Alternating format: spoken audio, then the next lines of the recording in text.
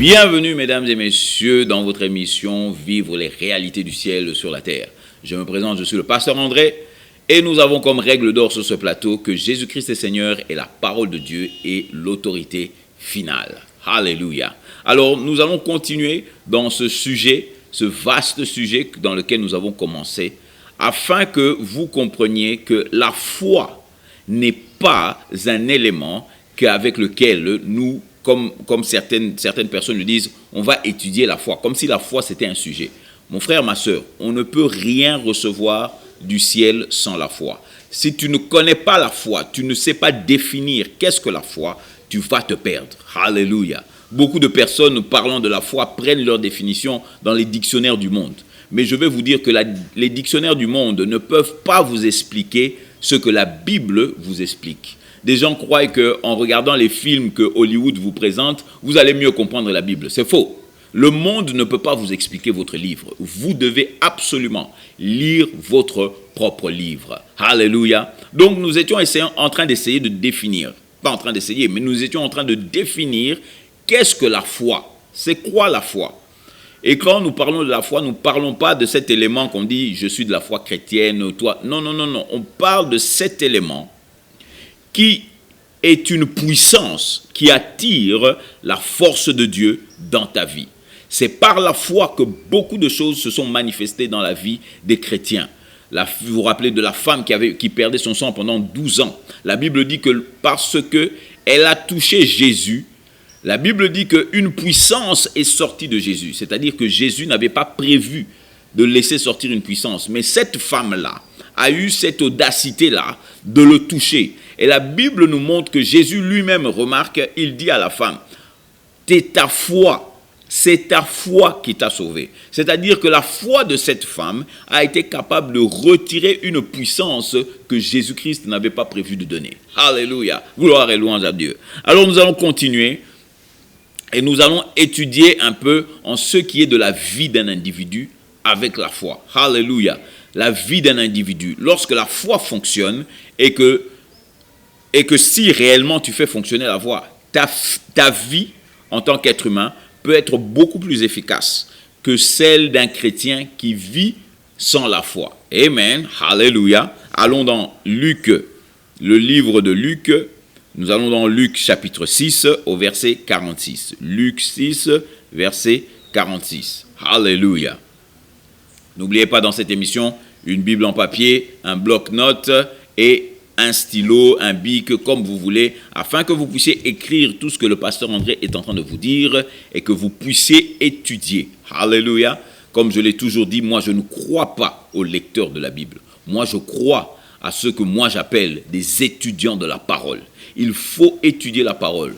Mon frère, ma soeur, si tu réalises le niveau de problème qu'on a en ce moment, dans ce monde, toutes les maladies qui nous attaquent, toutes les malédictions qui se promènent aux alentours. Mon frère, seul un étudiant de la Bible sera capable de faire face à tous ces problèmes et à tous ces défis que la vie nous présente.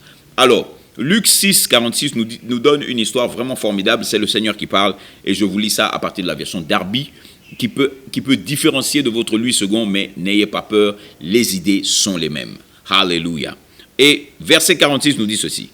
Et pourquoi, ça c'est Jésus qui parle, et pourquoi m'appelez-vous Seigneur, Seigneur, et ne faites-vous pas ce que je dis?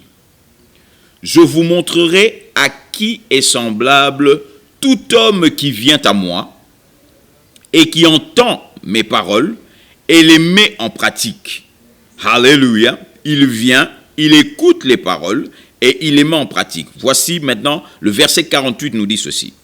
Il est semblable à un homme, écoutez-moi bien, il est semblable à un homme qui bâtit une maison, qui a fouillé et creusé profondément et a mis un fondement sur le roc.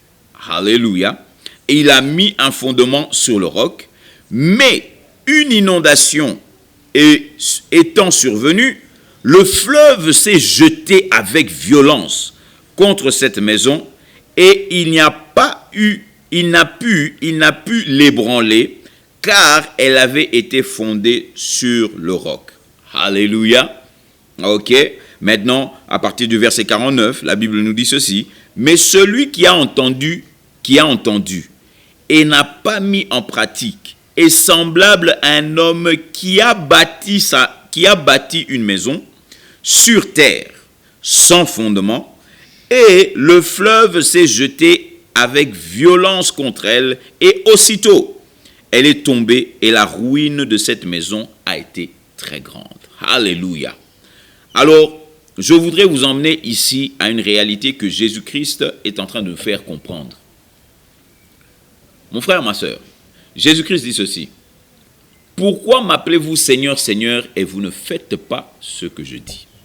Vous ne faites pas ce que je dis. Alléluia. Maintenant, il est vrai que quand on nous enseignait ce verset ici, on nous faisait comprendre que Jésus-Christ, c'est-à-dire quoi? La Bible nous dit, ne mens pas, ne vole pas, ne fais pas ceci. C'est ça que Jésus-Christ est en train de dire que vous ne respectez pas. Mais vous regardez bien que c'est beaucoup plus profond que ça. Parce que Jésus-Christ est en train de dire, pourquoi m'appelez-vous Seigneur, Seigneur, et ne faites-vous pas ce que je dis? Et comme je vous ai dit, dans la prière, parce que nous parlons de la foi, dans la prière, si vous regardez dans Matthieu 21, le verset 21 et 22, il dit, Jésus répondant et dit, en vérité, je vous le dis, si vous avez de la foi et que vous ne doutiez pas, non seulement vous ferez ce qui a été fait au figuier, mais même si vous disiez à cette montagne, ôte-toi de là et jette-toi dans la mer, cela se ferait. Et quoi que vous demandiez en priant, si vous croyez, vous le recevez. Maintenant, Jésus-Christ est en train de dire, pourquoi vous ne faites pas ce que je dis? En ce qui concerne la foi, si tu veux que la foi fonctionne, tu dois faire ce que Jésus dit. Et ce que Jésus dit par rapport à la foi, c'est quoi? Il dit que dans le domaine de la prière, si tu pries et que tu crois que tu as reçu, tu le verras s'accomplir. Alléluia. Il faut croire que tu as reçu. Si tu ne crois pas que tu as reçu, tu ne recevras rien. Alléluia. Maintenant, beaucoup de gens croient que c'est en criant, en gesticulant, en montrant, en jeûnant, en priant, en faisant des veillées. Vous croyez que vous allez obliger Jésus à aller à l'encontre de sa parole et manifester sa grâce parce que tu as beaucoup maigri dans le jeûne. Non, mon frère, non, ma soeur. Il dit simplement ceci. Pourquoi m'appelez-vous Seigneur et vous ne faites pas ce que je dis? Faire ce qu'il dit dans le domaine de la foi, la Bible nous dit le juste vivra par la foi. C'est-à-dire que le juste, si je le dis en d'autres mots, le juste doit vivre par la parole de Dieu. Le juste doit vivre par ce que Dieu dit. Alléluia. Romains 10, 17 nous dit, la foi vient de ce que l'on entend, et ce que l'on entend vient de la parole de Dieu. D'où, sans la parole, il n'y a pas de foi. Sans la parole, il n'y a pas de foi. Alléluia. Zéro parole égale zéro foi. Peu de parole égale peu de foi. Beaucoup de paroles égale beaucoup de foi. Alléluia. Et cela, c'est une bonne nouvelle pour toi et moi, mon frère. C'est-à-dire que dans le domaine de la foi, ce n'est pas Dieu qui décide combien de foi tu auras. C'est toi qui décides combien tu as de foi. Pourquoi? Parce qu'il a dit la foi vient de ma parole.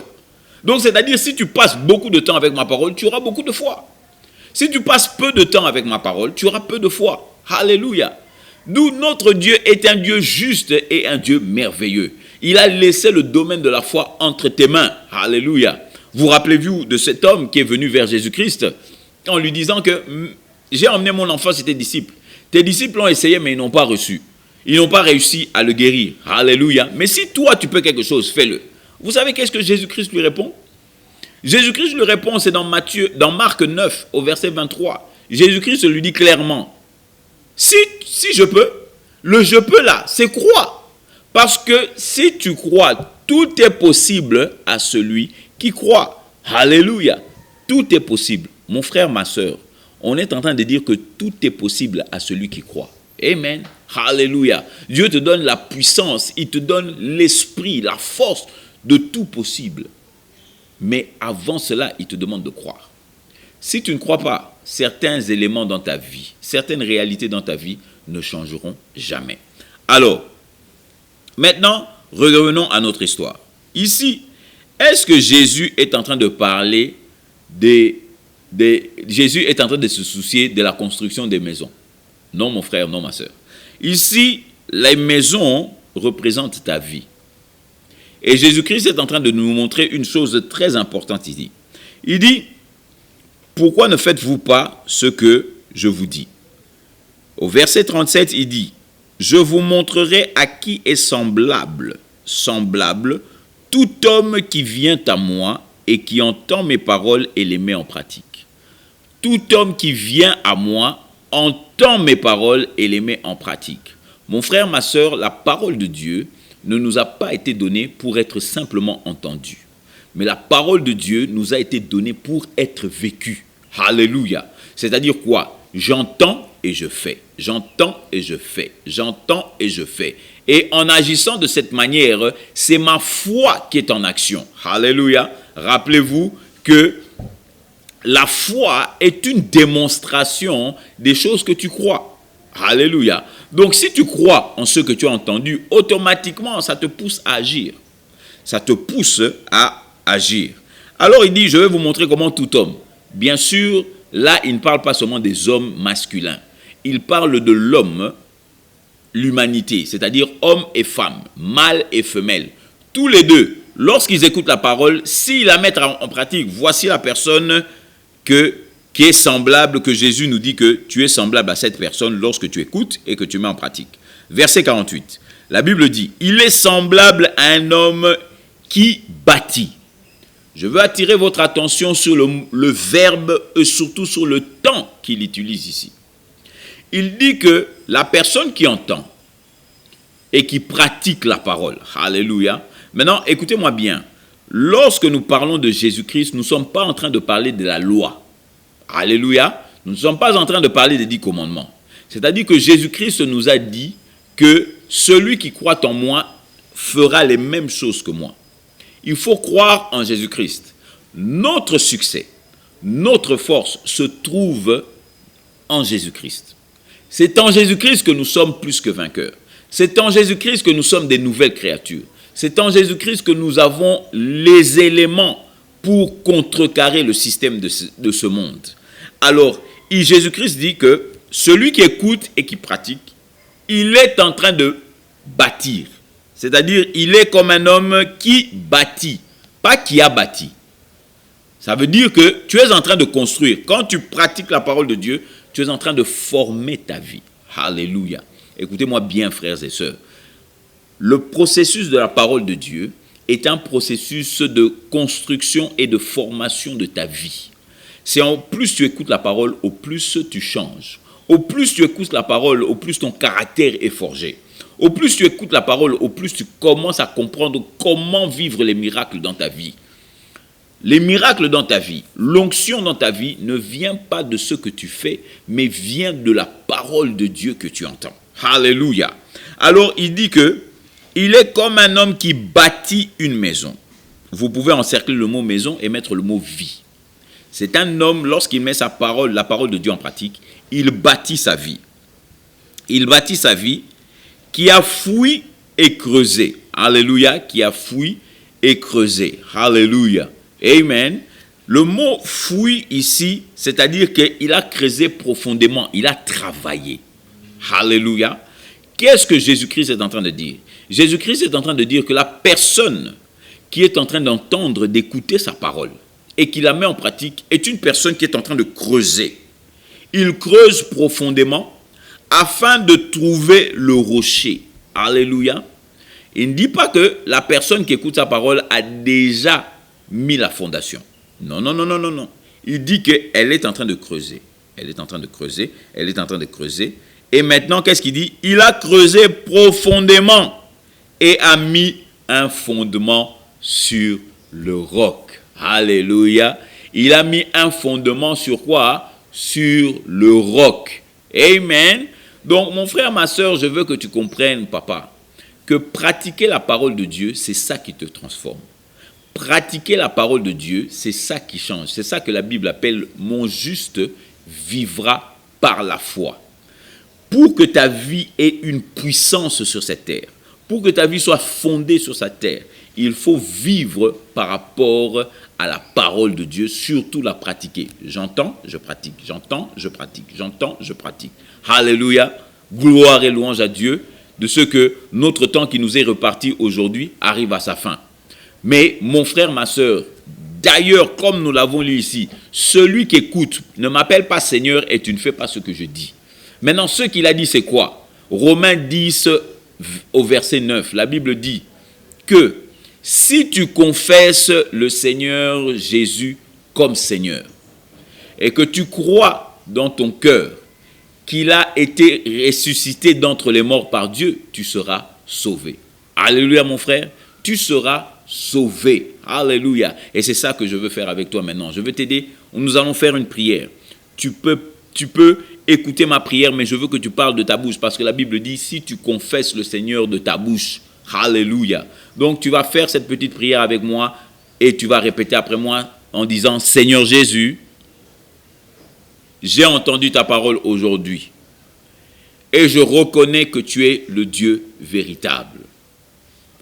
Mais la parole déclare que si je te confesse de ma bouche comme Seigneur et que je crois dans mon cœur que tu l'as ressuscité d'entre les morts, que Dieu t'a ressuscité d'entre les morts, je serai sauvé. Alors maintenant, papa, je crois absolument que tu es mon Seigneur et je le confesse de ma bouche, Jésus-Christ. Et je déclare que dans mon cœur, je crois que Dieu t'a sauvé d'entre les morts.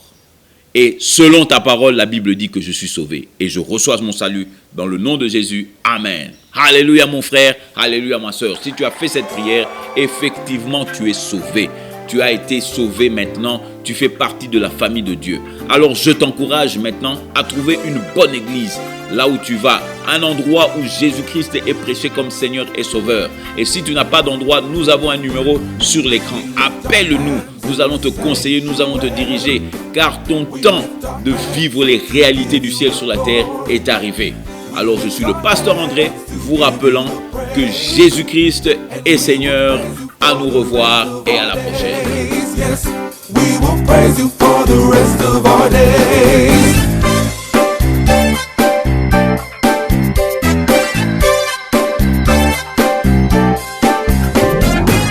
We clap our hands in the sanctuary. We clap our hands to give you the glory. We clap our hands to give you the praise. And we will praise you for the rest of our days. Yes, we will praise you for the rest of our days.